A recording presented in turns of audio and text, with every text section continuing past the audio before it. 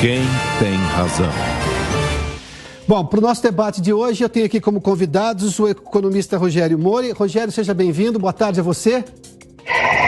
Boa tarde, obrigado. E também Eduardo Velho. Eduardo, seja bem-vindo. Boa tarde. Boa tarde.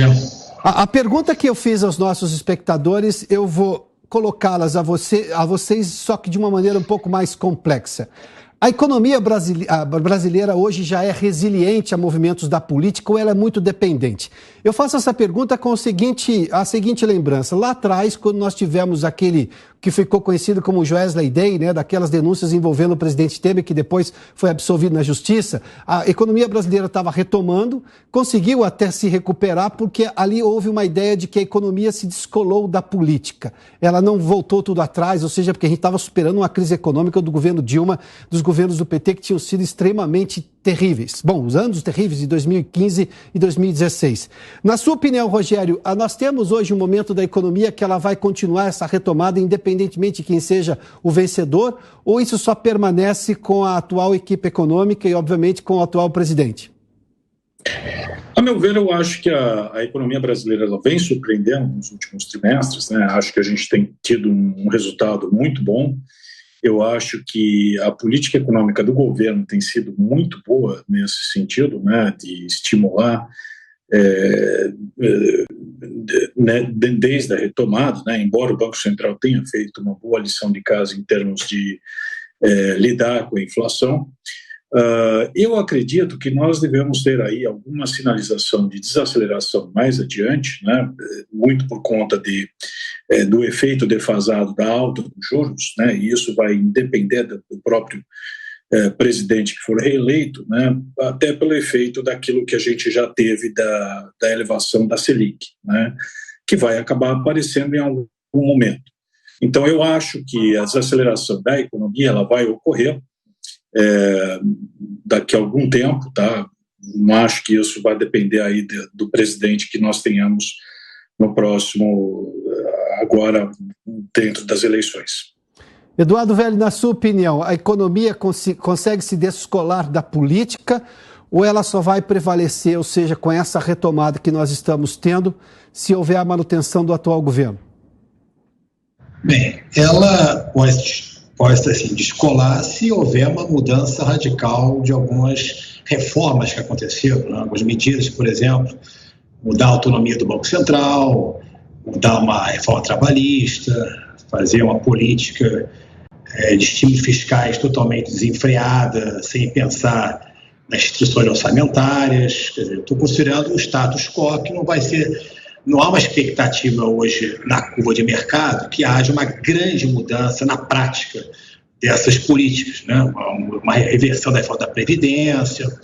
Então, isso aí seria, pelo menos, o primeiro porto seguro, se não houver essa reversão, de uma travessia boa da política econômica doméstica, né, e da economia brasileira. Então, como o Rogério falou, a gente deverá ter uma desaceleração, claramente pelo impacto defasado do aumento de juros, porém, a gente não pode esquecer um pouco do efeito externo, ou seja, a economia internacional, a recessão europeia, eu acho que vai ser mais forte até pela questão energética mais intensa de restrição. A economia chinesa está desacelerando, talvez até ano que vem já esteja um pouco mais ajustada. E a economia americana, com certeza. Aí sim que eu acho que não há ainda totalmente precificado, ou seja, o juro americano de 4,5% até 5% ao ano no final do ciclo em dólar, com certeza os resultados financeiros das empresas vão ser ruins e vai começar a dar uma rigidez um pouco mais ao dólar, pelo menos na primeira fase da desaceleração da economia norte-americana, de mais aversão ao risco. Então, por isso que é importante que o Brasil, para se descolar, tenha uma política fiscal prudente e tenha um juro realmente compatível ainda com a inflação, tentando convergir para a meta. Acho difícil ano que vem atingir a meta central, acho muito difícil, mesmo com essa inflação mais baixa que teve agora esse ano, por causa da inércia, mas eu acho isso.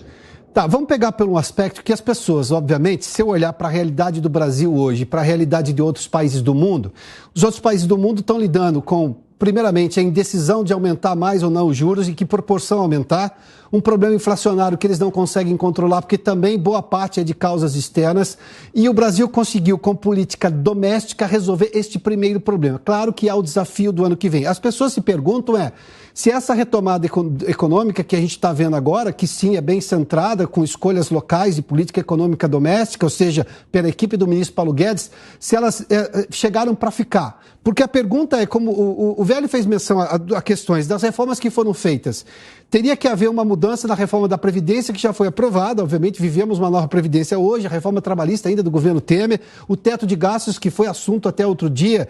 Rogério, na sua opinião, há clima político para alterar isso tudo? Não seria alterado com a reeleição do presidente Jair Bolsonaro, porque ele ficou 4 anos no poder, foi ele, inclusive, quem propôs a reforma da Previdência, não há por que imaginar que viria uma alteração aí. Mas os outros candidatos, o assunto, por exemplo, da opinião do ex-presidente Lula, candidato do PT, ele falou sobre romper o teto de gastos, e acabar com o teto de gastos. Na sua opinião, a economia, há espaço político para se fazer isso com uma economia que está se recuperando? Eu gostaria que não, né? Eu acho que tem alguns marcos que nós tivemos de avanços na nossa economia que foram muito importantes ao longo desses últimos anos no governo, né? Um deles foi a reforma da Previdência. Durante o governo Temer, a reforma trabalhista, né, que mexeu-se em coisas que eram da era Vargas ainda, coisas que nunca haviam sido mexidas, né, e que foram fundamentais. E tem um ponto fundamental que é muito pouco destacado, e eu acho muito importante, o Eduardo mencionou brevemente, mas é a primeira eleição que a gente passa com um Banco Central independente, quer dizer, não se discute hoje em mexer na autonomia do Banco Central, em trocar a gestão do Banco Central. Né? Quer dizer, hoje se olha, o Banco Central vai se manter a política monetária, vai se mirar uma inflação mais baixa, é algo que não está sendo discutido dentro do escopo da eleição. Isso é muito importante. O que nós estamos discutindo é a política fiscal. Esse é o grande nó. Né? O candidato Lula já falou, olha, não vou respeitar o teto de gastos, isso é muito ruim, é muito nocivo, né? Quer dizer, isso... qual vai ser a âncora fiscal? Essa é a dúvida. Não existe, embora nós tenhamos um banco fiscal, um banco central independente, não existe uma boa política monetária que sobreviva a uma má política fiscal. Tá? Quer dizer, não vai sobreviver, nós não sobreviveríamos, não vamos sobreviver com uma inflação. E o Banco Central age na consequência, né, Rogério? Ele não age na causa, ele age na consequência, ele não pode mexer na política fiscal, ele pode tentar controlar a inflação advinda de um exagero fiscal, é isso? Exatamente, você pode tentar controlar. Agora, se você tiver uma política fiscal ruim, você não consegue controlar, o Banco Central não vai ter como controlar isso só via juros. Então, assim, eu gostaria que nós tivéssemos um ambiente nessa direção. Agora, nós temos que lembrar que o presidente tem muito poder no Brasil. Né? Então, assim, o ambiente político, a gente precisa ver para onde vai se direcionar, e como foi dito, o Congresso tem muito poder dentro, e junto com o presidente nós podemos ter mudanças que podem ser ruins. Né?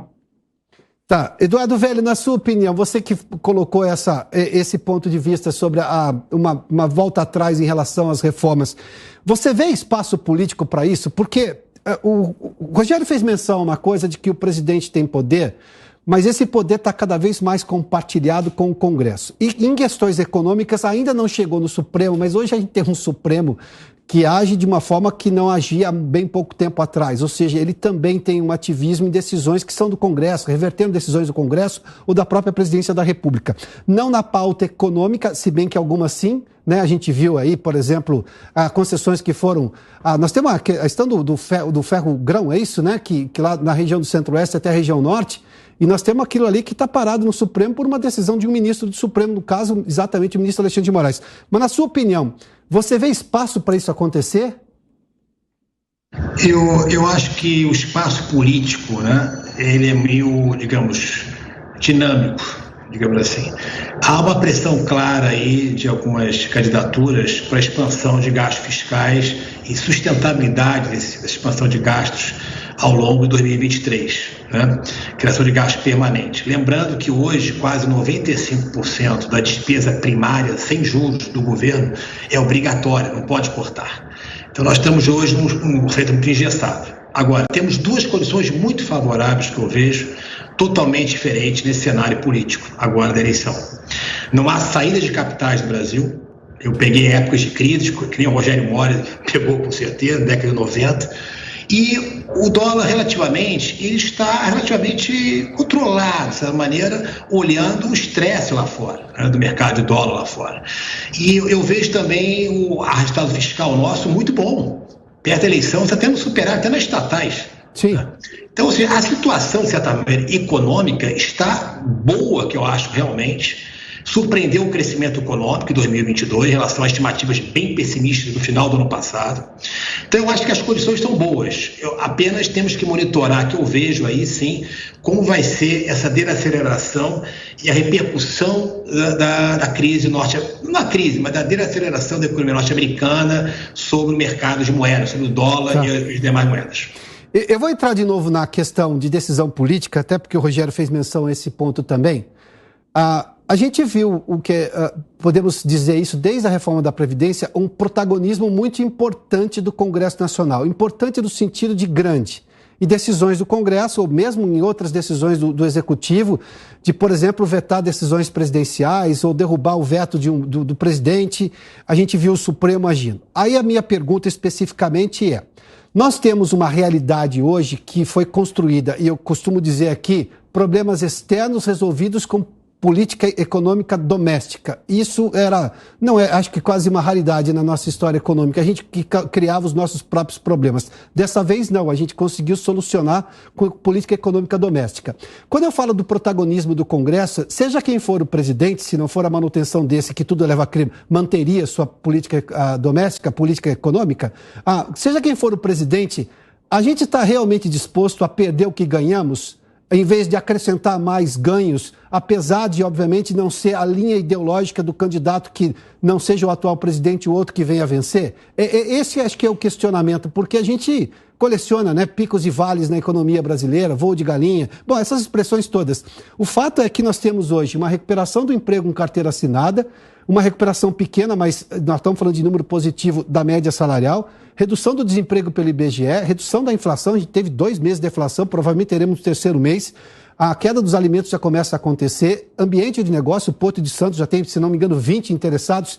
Isso não é uma coisa, um ganho que talvez a sociedade não queira abrir mão, inclusive o Congresso Nacional, seja quem for o presidente, Rogério? Olha, eu gostaria que fosse assim, né? Eu acho que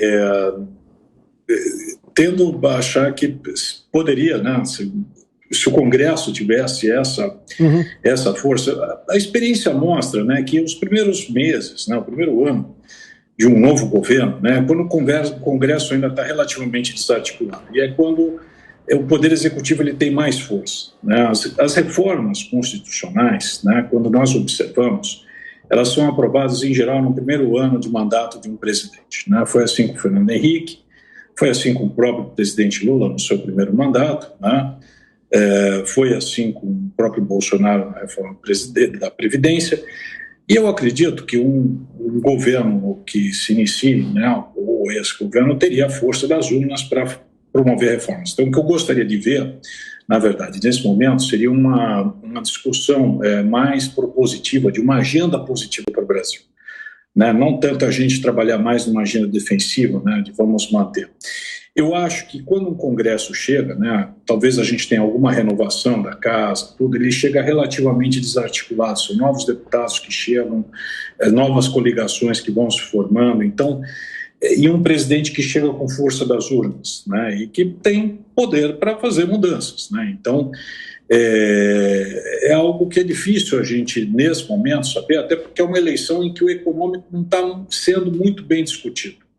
Né? A gente vê assim, uma discussão muito tênue em relação ao que vai ser feito no plano econômico. Né? A gente vê muito mais um plano ideológico, e nós, como economistas, a gente vê assim, uma coisa relativamente perdida nesse âmbito econômico. Quer dizer, qual que é o projeto do próximo governo, efetivamente, em termos de reformas? Né? Vai ser uma reforma tributária prioritária, uma reforma administrativa, vai ser uma...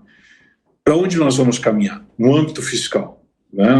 Nós temos hoje um resultado primário fantástico, Mas ele é fruto de uma inflação acima do esperado, um crescimento acima do esperado, que gerou um boom de arrecadação, né, nas 3 esferas. Você não está vendo governador, nenhum prefeito, nem a União reclamando. Mas isso não vai acontecer o ano que vem. A inflação vai ser mais baixa, o crescimento vai ser mais baixo. Como é que nós vamos equacionar isso no ano que vem? E nos anos seguintes, onde nós não vamos ter esse efeito?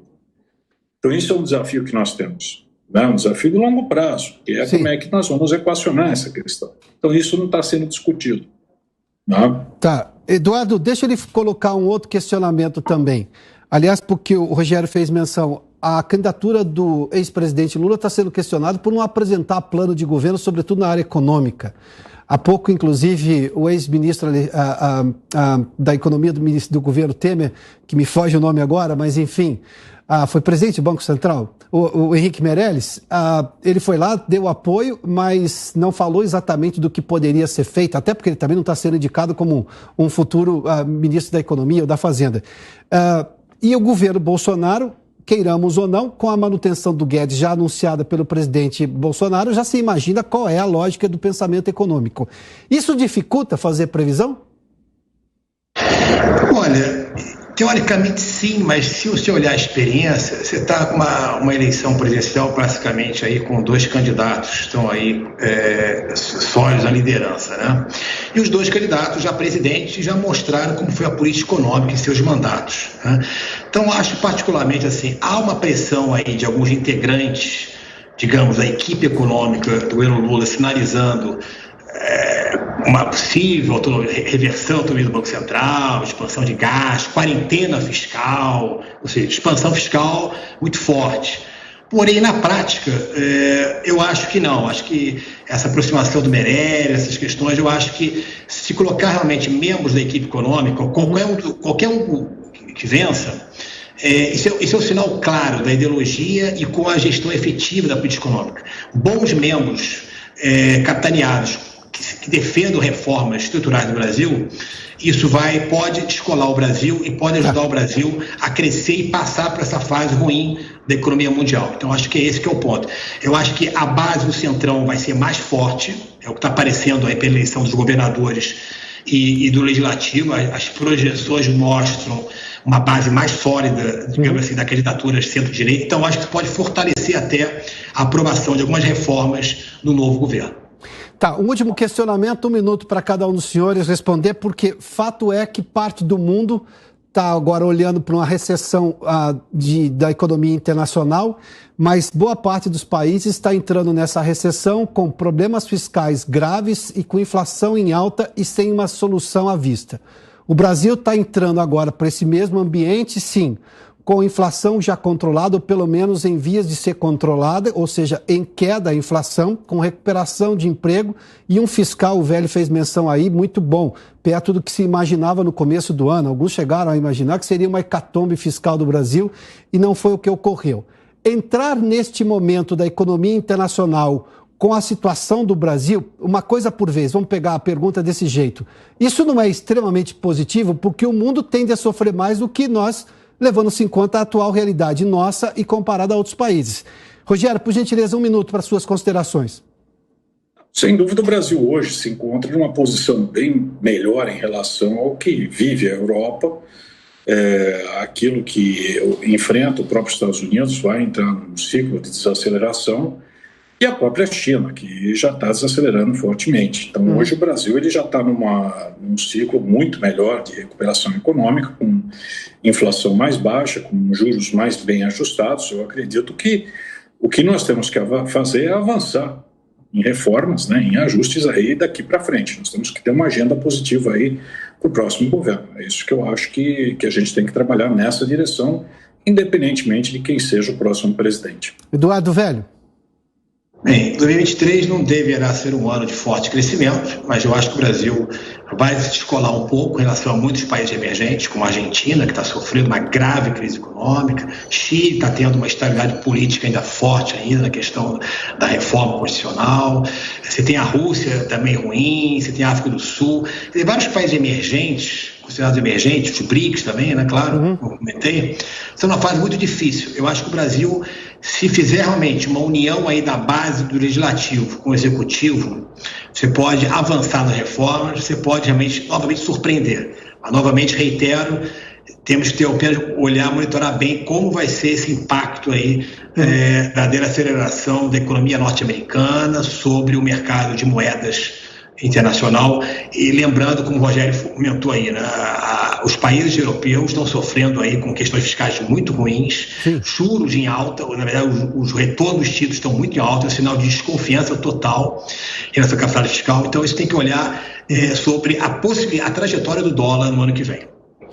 Eduardo Velli, muitíssimo obrigado pela sua participação. Rogério Mori, muito obrigado também por se juntar a nós nesse debate aqui no Prós e Contras. Boa tarde aos senhores, hein?